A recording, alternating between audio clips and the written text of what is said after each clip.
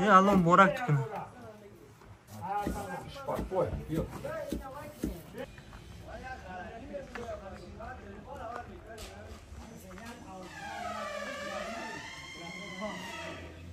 آیا اون میت خاطر شاینده؟ Yok.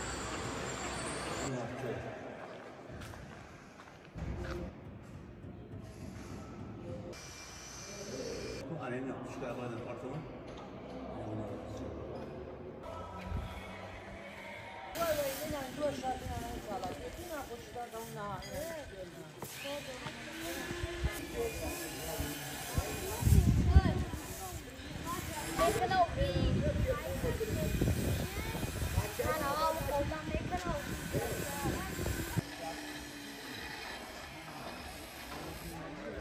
بسم الله الرحمن الرحیم. الحمدلله الصلاة والسلام علی رسول الله. اما بعد، سلام علیکم و رحمت الله و برکاته. السلام علیکم برادران اهل اسلام و آنان که صدای ما را میشنید و مسافران عزیز.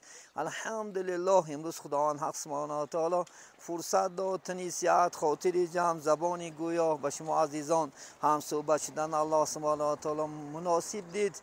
بسیار انشالله شکرگزار هستیم. ما شما حضور دارین در یک انشالله خداوند مسجدهای بهترین روی دنیا که به نام تاج محل در دهه شیار در انشالله خداوند یعنی مملکت ازبکستان انشالله خداوند یک گوشه آخرینی خداوند انشالله پارچه ازبکستان قرار داریم. الحمدلله من شما شاهد هستیم مدت 2 سال است الحمدلله به یعنی یاردم مسافرای عزیز با دعای شما خداوند انشالله و سخاوتمندان الحمدلله امروز مسجد ما الحمدلله قدر راست کرد و امروز یکی از محلهای بهترین محله پایان با یعنی سرداری که مولان جان الحمدلله جوانای عزیز اومده چی کرسکه ها دارن چی انشالله خدا خواهد کاری که برای مسجد است الحمدلله یک جایه دارن. البته الله سبحانه و تعالی از هر یکی ما و شما خدا خواهد انشالله راضی شدگی باشد. آنچه خیر احسان هایی که میکنه الله به درگاهش قبول نماید سایبان آخرت بگرداند.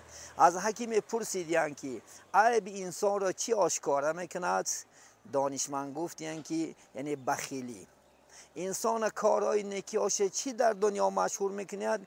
گفتیان سخاوتمندی. عزیزان من البته انشاءالله خدا خواهد در یعنی جایی که یک بخیلا هستند انشاءالله البته نامهاشو به بدی یاد میکنند. جایی که سخاوتمندا هستند البته نامهاشو به نیکی انشاءالله به خاطر میارن. حاتمی تای تقریبا 907 سال 9 عصر شد گذشتگیشه لکن در دفتر تاریخ نامش همیشه مشهور است. حتی پیغمبر نازنین محمد صلی الله علیه و سلم در حق این حاتمی تای یعنی افسوس خودگیان که حاتمی تای به ایمان از دنیا رفت، لیکن اذیت سخاوتمندیش سخیگیش در دفتر انشاءالله تاریخ نامش ابدالابد ماند. پیغمبر نازنین گفتند یعنی سخیگی یک درخت است در جنت و شاخهاش در آینه دنیا آویزان است. کسی که سخاوتمند شود همون شاخه نه انشاءالله چنگ زند همون شاخه این انسان گفتن به جنت میبرند. و این چی گفتن بخیلی گفتن در دوزخ یک درخت است که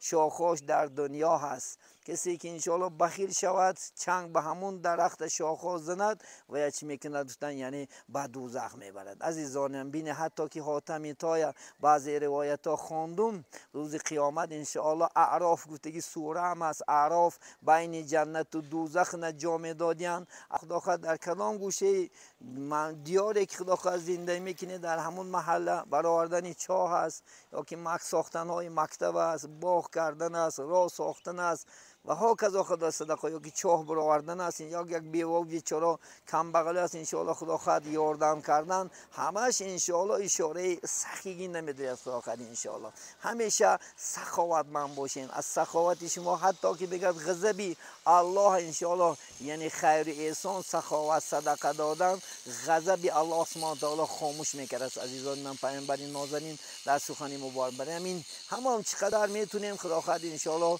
یعنی در همین دنیا کارهای خوب کارهای نیک کردن ابدی خدا خواهد از خودمون یک چیز مونده بریم. روزی میشد ما هم از دنیا میگذریم بلکه مثل اینها آدم ها عصرها ما و شما را خدا خواهد به خاطر میارن و در حق ما و شما دعاگو باشین. وقتی که دیروز امروز کتابی شیخ سعدی را مطالعه کردم، شیخ سعدی در یک دو می‌نوشتن که ای به نزد قبرستان میگذری دامنکشان، محتاج هستیم الحمدلله بخوان.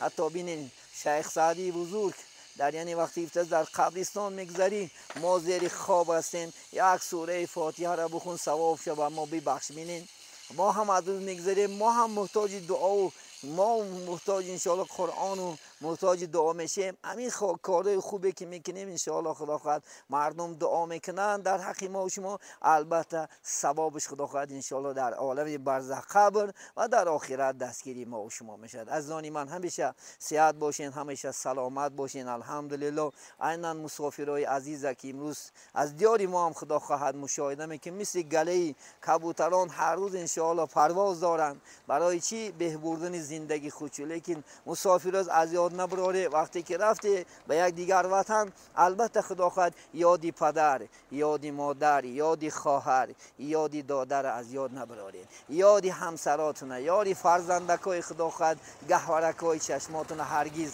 یاد نبرارین. انشاءالله ما میریم اکثر مو چی در راه فراموش میکنیم، در راه خاموش میشیم، در راه خدا خواهد انشاءالله پدر مادر از خود مهرت نکنی. این کار خدا خواهد انشاءالله اگر 100 سال زندگی رم کنی خاکی وطن انشاءالله خدا خواهد کشالت میکنه. یه روز با میای همین وطن، در همین وطن چی خوبی ها هست انشاءالله خدا خواهد برای خودت گذار و برای این وطن آبادیش حصه هات بگذار و انشاءالله پدر مادر اکا و دادر اپا و خوار فرزنداتون فراموش نکنی. هر روز و من شکایت میکنن گاه حضرت در نواراتو بگو شوهرم انشاءالله پول نمیفرسونه، شوهرم تلفن نمیکنه، حال من نمیپرسه مدتی ماها و سالهاش دست. این کار نک عزیزی من. این خدا انشاءالله این زن ضعیف کرده است، برای شما انشاءالله محتاج شما کرده است. البته نفقه این در گردن ما و شما فرض است، بخورونش بپوشونش خرسندش که خدا خواهد تو را گفته مدتی خدا خواهد 20 سال و 10 سال